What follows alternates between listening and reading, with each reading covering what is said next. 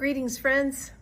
When I began serving as bishop for the Arkansas Conference in January of last year, I never would have guessed that I would also be assigned the bishop of the Oklahoma Conference and the Oklahoma Indian Missionary Conference just 20 months later.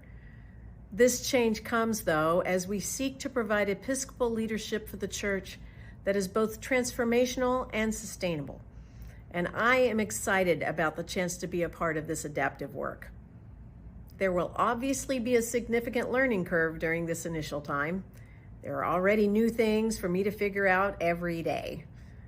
I'm grateful to be learning from other bishops across our church who lead conferences in multiple states, and in some places, even in multiple countries. I trust that God is in this, leading us, changing us, and working for good in all things.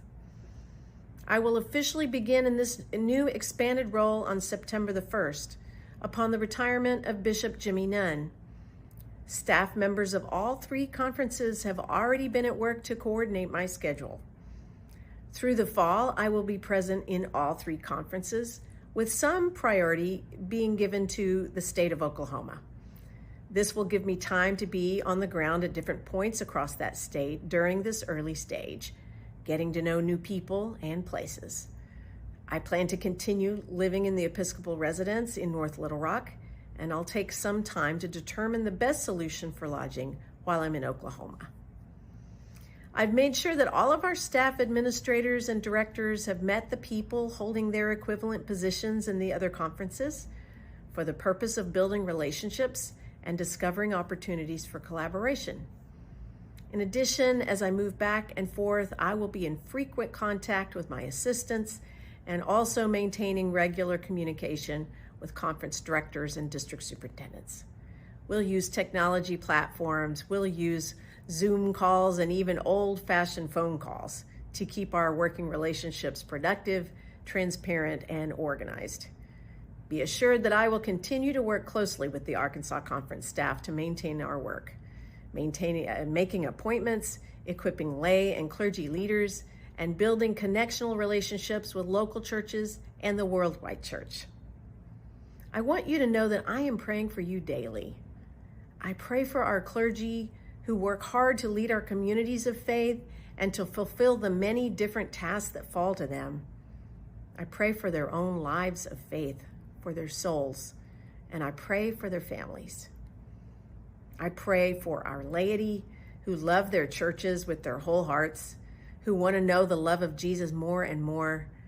I pray for those who are discerning leadership roles, and for any who are feeling God tugging at their hearts or wondering what the call to discipleship means for their daily lives.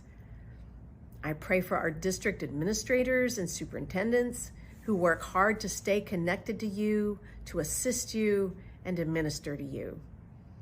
And last but not least, I pray for our conference staff, who along with many of you have struggled through the trials of recent years. They've accepted increased duties for decreased compensation, doing more with less. My heart is with all of you, and I see you. I hope you will see and pray for each other as well. Our church has traveled through some challenging territory, and challenges continue for some of our clergy and laity. Some continue to wrestle with decisions made by the General Conference earlier this year, while others have seen magnificent growth unfolding since that gathering. What is clear is that the call of God upon us to embody and share the love of Jesus Christ is as compelling now as it has ever been. My hope is that we will work together, using every resource that God has planted in and around us to bless and build up the lives of people in our communities. Let's stay connected to one another in this coming chapter as good United Methodists. Your conference and districts are offering wonderful opportunities for connection, resources for training and vital ministry this fall. Our staff folks are working hard as a coordinated team to make this transition a smooth one. Know that although I will be traveling more, they will keep us connected and moving together.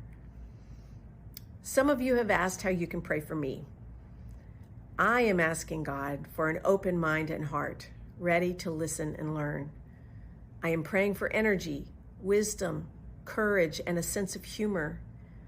And most of all, I pray that this will be a time when our church in these places will discover in Christ everything we need to bless the world with his grace. It is to that grace that I owe my very life.